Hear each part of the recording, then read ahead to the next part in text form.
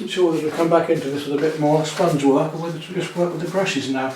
I do like the mistiness of the sponges for this particular painting, so I'm tempted to do a bit more with the sponge work, with the rollers. I know I've lost a lot of the drawing of the face here, so I've got to come back on that as well, but I usually do that with the brushes and pull that back together again. So I think what I'm going to do is come back with a bit more sponge roller work first of all here. I'm going to start with a mixture of cerulean and a little bit of magenta.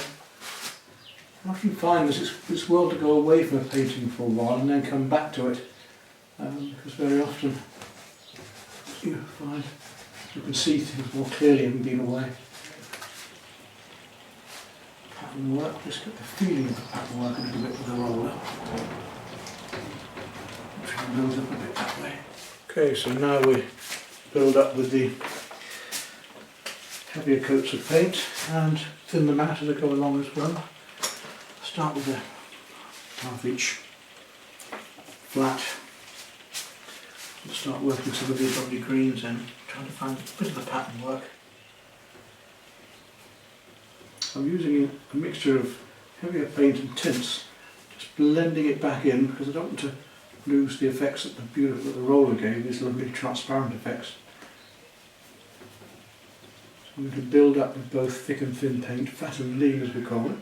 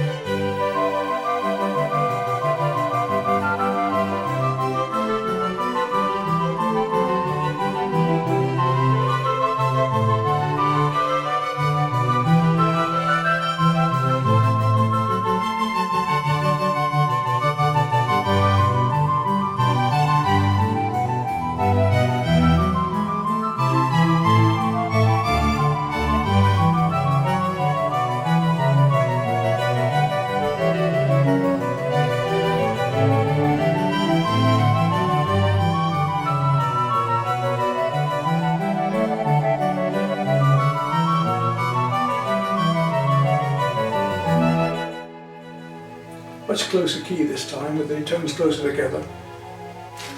Now move on to a new one, keep yourself occupied in this lockdown.